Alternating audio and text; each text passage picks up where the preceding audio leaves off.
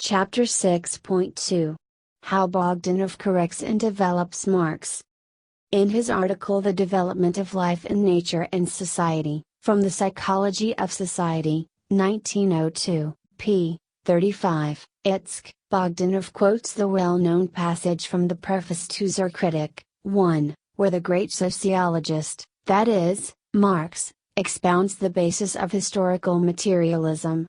Having quoted Marx's words, Bogdanov declares that the old formulation of historical monism, without ceasing to be basically true, no longer fully satisfies us. 37.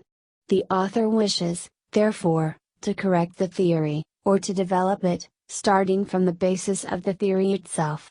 The author's chief conclusion is as follows. We have shown that social forms belong to the comprehensive genus, biological adaptations. But we have not thereby defined the province of social forms. For a definition, not only the genus, but also the species must be established. In their struggle for existence, men can unite only with the help of consciousness. Without consciousness there can be no intercourse. Hence, social life in all its manifestations is a consciously psychical life. Society is inseparable from consciousness. Social being and social consciousness are, in the exact meaning of these terms, identical. Pages 50, 51, Bogdanov's italics. That this conclusion is absolutely alien to Marxism has been pointed out by Orthodox, Philosophical Essays, St. Petersburg, 1906, p. 183, ff. But Bogdanov responded simply by abuse, picking upon an error in quotation, instead of in the exact meaning of these terms. Orthodox had quoted in the full meaning of these terms.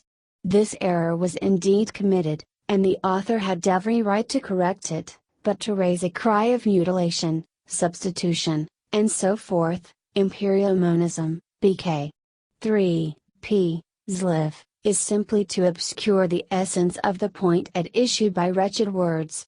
Whatever exact meaning Bogdanov may have invented for the terms social being and social consciousness, there can be no doubt that the statement we have quoted is not correct. Social being and social consciousness are not identical, just as being in general and consciousness in general are not identical. From the fact that in their intercs men act as conscious beings, it does not follow that social consciousness is identical with social being.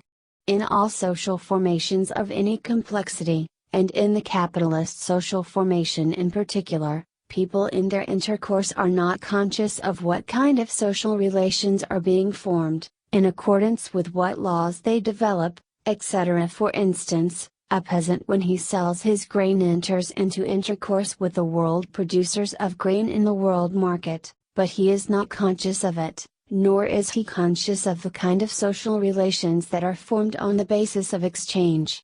Social consciousness reflects social being, that is Marx's teaching. A reflection may be an approximately true copy of the reflected, but to speak of identity is absurd. Consciousness in general reflects being, that is a general principle of all materialism. It is impossible not to see its direct and inseparable connection with the principle of historical materialism. Social consciousness reflects social being. Bogdanov's attempt imperceptibly to correct and develop Marx in the spirit of his principles is an obvious distortion of these materialist principles in the spirit of idealism. It would be ludicrous to deny it. Let us recall Bezurov's exposition of Empirio-criticism, not Empirio-monism. Oh no! There is such a wide difference between these systems. Since perception is the reality existing outside us. This is plain idealism, a plain theory of the identity of consciousness and being. Recall, further, the formulation of W. Schupp, the immanentist, who swore and vowed as fervently as Bezurov and company that he was not an idealist, and who with no less vigor than Bogdanov insisted on the very exact meaning of his terms, being is consciousness. Now compare this with the refutation of Marx's historical materialism by the immanentist Schubert Sottern. Every material process of production is always an act of consciousness on the part of its observer. In its epistemological aspect, it is not the external process of production that is the primary, prius, but the subject or subjects. In other words, even the purely material process of production does not lead us out of the general connection of consciousness, Bestzinszusammenhang. See das menschliche Glück und die Sozialfrage, s. 293, 295-96.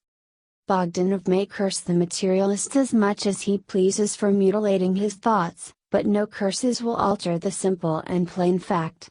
The correction of Marx's theory and the development of Marx supposedly in the spirit of Marx by the empirio-monist Bogdanov in no essential respect differ from the way the idealist and epistemological solipsist Schubert Sothern endeavors to refute Marx. Bogdanov assures us that he is not an idealist. Schubert Sothern assures us that he is a realist. Bazarov even believed him. In our time a philosopher has to declare himself a realist and an enemy of idealism. It is about time you understood this, Messrs. Miggins. The immanentists, the empirio-criticists and the empirio-monists all argue over particulars, over details, over the formulation of idealism, whereas we from the very outset reject all the principles of their philosophy common to this trinity. Let Bogdanov, accepting in the best sense and with the best of intentions all the conclusions of Marx, preach the identity of social being and social consciousness, we shall say, Bogdanov minus empirio-monism, or rather, minus Marxism, is a Marxist. For this theory of the identity of social being and social consciousness is sheer nonsense and an absolutely reactionary theory. If certain people reconcile it with Marxism, with Marxist behavior, we must admit that these people are better than their theory, but we cannot justify outrageous theoretical distortions of Marxism. Bogdanov reconciles his theory with Marx's conclusions, and sacrifices elementary consistency for the sake of these conclusions. Every individual producer in the world economic system realizes that he is introducing a certain change into the technique of production. Every owner realizes that he exchanges certain products for others, but these producers and these owners do not realize that in doing so they are thereby changing social being. The sum total of these changes in all their ramifications in the capitalist world economy could not be grasped even by 70 Marxes. The paramount thing is that the laws of these changes have been discovered, that the objective logic of these changes and their historical development have at bottom and in the main been disclosed, objective, not in the sense that a society of conscious beings, men, could exist and develop independently of the existence of conscious beings, and it is only such trifles that Bogdanov stresses by his theory, but in the sense that social being is independent of the social consciousness of men. The fact that you live and conduct your business, beget children, produce products and exchange them, gives rise to an objectively necessary chain of events, a chain of development, which is independent of your social consciousness, and is never grasped by the latter completely. The highest task of humanity is to comprehend this objective logic of economic evolution, the evolution of social life, in its general and fundamental features, so that it may be possible to adapt to it one's social consciousness and the consciousness of the advanced classes of all capitalist countries in as definite, clear and critical a fashion as possible. Bogdanov admits all this. And what does this mean? It means in effect that his theory of the identity of social being and social consciousness is thrown overboard, that it becomes an empty scholastic appendage, as empty, dead and useless as the theory of general substitution or the doctrine of elements, interjection and the rest of the rigmarole. But the dead lay hold of the living, the dead scholastic appendage, against the will of and independently of the consciousness of Bogdanov, converts his philosophy into a serviceable tool of the Schubert Southerns and other reactionaries, who in 1,000 different keys, from 100 professorial chairs, disseminate this dead thing as a living thing, directed against the living thing, for the purpose of stifling it. Bogdanov personally is a sworn enemy of reaction in general and of bourgeois reaction in particular. Bogdanov's substitution and theory of the identity of social being and social consciousness serve this reaction. It is sad, but true. Materialism in general recognizes objectively real being, matter, as independent of consciousness, sensation, experience, etc., of humanity. Historical materialism recognizes social being as independent of the social consciousness of humanity.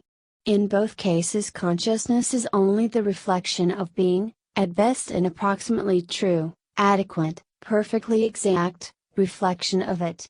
From this Marxist philosophy, which is cast from a single piece of steel, you cannot eliminate one basic premise, one essential part, without departing from objective truth, without falling a prey to a bourgeois reactionary falsehood. Here are further examples of how the dead philosophy of idealism lays hold of the living Marxist Bogdanov. The article What is Idealism? 1901, Ibid, p. 11 Itsk, we arrive at the following conclusion, both where people agree in their judgments of progress and where they disagree, the basic meaning of the idea of progress is the same, namely, increasing completeness and harmony of conscious life. This is the objective content of the concept progress. If we now compare the psychological formulation of the idea of progress thus arrived at with the previously explained biological formulation, biological progress is an increase in the sum total of life, p. 14, we shall easily convince ourselves that the former fully coincides with the latter and can be deduced from it.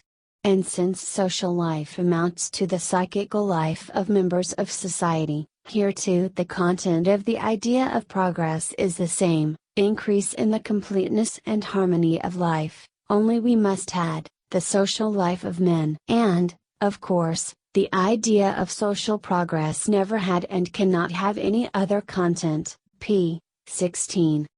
We have found that idealism expresses the victory in the human soul of moods more social over moods less social, that a progressive ideal is a reflection of the socially progressive tendency in the idealist psychology, p. 32. It need hardly be said that all this play with biology and sociology contains not a grain of Marxism. Both in Spencer and Mikhailovsky one may find any number of definitions not a whit worse than this, defining nothing but the good intentions of the author and betraying a complete lack of understanding of what is idealism and what materialism. The author begins Book the Third of Empirio-monism, the article Social Selection, Foundations of Method, 1906, by refuting the eclectic socio-biological attempts of Lang, Ferry, Woltmann and many others, p. 1. And on page 15 we find the following conclusion of the inquiry, we can formulate the fundamental connection between energetics and social selection as follows. Every act of social selection represents an increase or decrease of the energy of the social complex concerned. In the former case we have positive selection, in the latter negative selection. Author's italics. And such unutterable trash is served out as Marxism. Can one imagine anything more sterile, lifeless and scholastic than this string of biological and energeticist terms that contribute nothing, and can contribute nothing, in the sphere of the social sciences? There is not a shadow of concrete economic inquiry here, not a hint of the Marxist method, the method of dialectics and the world outlook of materialism. Only a mere invention of definitions and attempts to fit them into the ready-made conclusions of Marxism.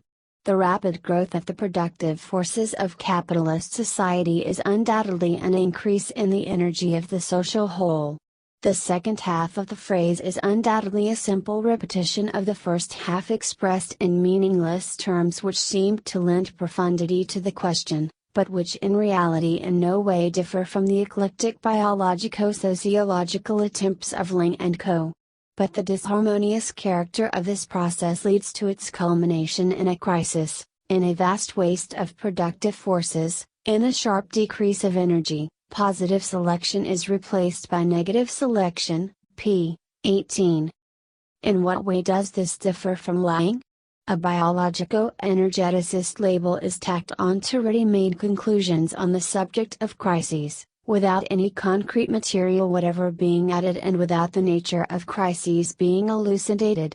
All this is done with the very best intentions, for the author wishes to corroborate and give greater depth to Marx's conclusions, but in point of fact he only dilutes them with an intolerably dreary and lifeless scholasticism.